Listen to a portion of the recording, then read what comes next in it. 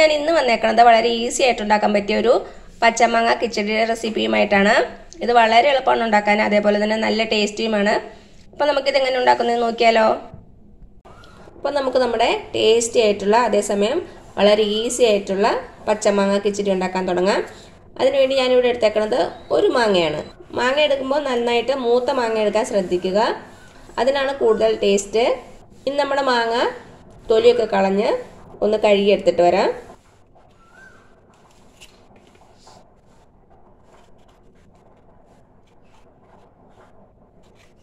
ഇതാ നമ്മുടെ മാങ്ങ ഞാൻ തൊലിയൊക്കെ കളഞ്ഞ് കഴുകിയെടുത്തുകൊണ്ട് വന്നിട്ടുണ്ട്.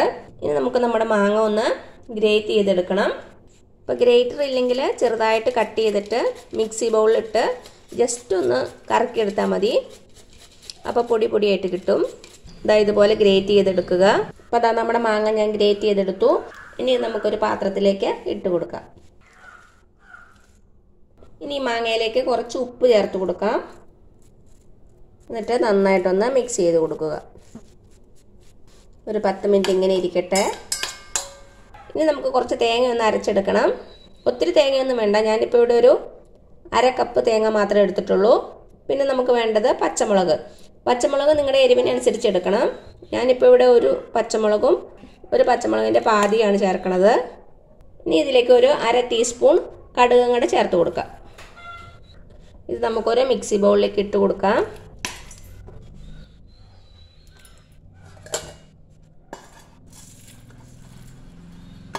ഇനി നമുക്ക് നമ്മുടെ തേങ്ങ നല്ല ഫൈനായിട്ട് അരച്ചെടുക്കണം. നമ്മൾ വെള്ളം ഉപയോഗിച്ചല്ല തേങ്ങ അരയ്ക്കണത്, പകരം തൈര് യൂസ് ചെയ്തിട്ടാണ്.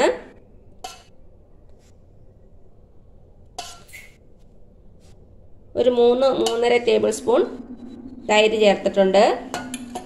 ഇതിന് നല്ല ഫൈനായിട്ടൊന്ന് അരച്ചെടുക്കാം. ഇതാ നമ്മുടെ തേങ്ങ നല്ല ഫൈനായിട്ട് അരച്ചെടുത്തു. ഇനി നമുക്ക് നമ്മുടെ മാങ്ങയിലേക്ക് ചേർത്ത് കൊടുക്കാം. അപ്പോൾ ഇത് ഇവിടെ ഇരിക്കട്ടെ.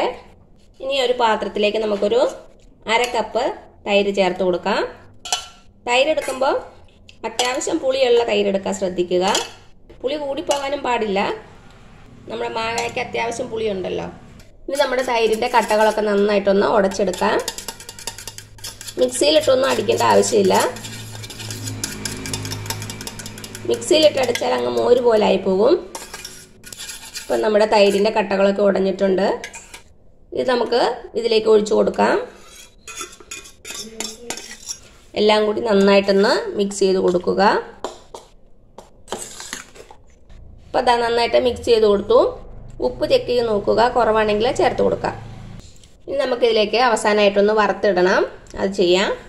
ഇപ്പോൾ കടുക് വറുക്കാൻ വേണ്ടി ഞാനൊരു ചീനച്ചട്ടി വെച്ചിട്ടുണ്ട്. നമുക്കതിലേക്ക് വെളിച്ചെണ്ണ ഒഴിച്ചു കൊടുക്കാം. വെളിച്ചെണ്ണ തന്നെ യൂസ് ചെയ്യണം. എണ്ണ ചൂടായിട്ടുണ്ട്. ഇതിലേക്ക് ഒരു 1/2 ടീസ്പൂൺ കടുക് ഇട്ട് കൊടുക്കാം. 2 വറ്റൽമുളക് ചെറുതായിട്ട് കട്ട് ചെയ്തിട്ട് കൊടുത്തു. അതേപോലെ തന്നെ കുറച്ച് കറിവേപ്പില. തീ ഓഫ് ചെയ്തു. ഇനി നമുക്ക് നമ്മുടെ കിച്ചടിയിലേക്ക് ഒഴിച്ചു കൊടുക്കാം.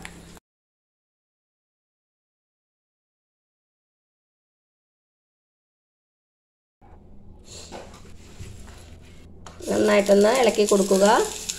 അപ്പോൾ അതാ ഇത്രയേ ഉള്ളൂ നമ്മുടെ ടേസ്റ്റി ആയിട്ടുള്ള ഈസി ആയിട്ടുള്ള പച്ചമാങ്ങ കിച്ചടി. എല്ലാവരും ഒന്ന് ട്രൈ ചെയ്ത് നോക്കണേ. എന്നിട്ട് അഭിപ്രായങ്ങളൊന്നും അറിയിക്കാൻ മറക്കരുത്.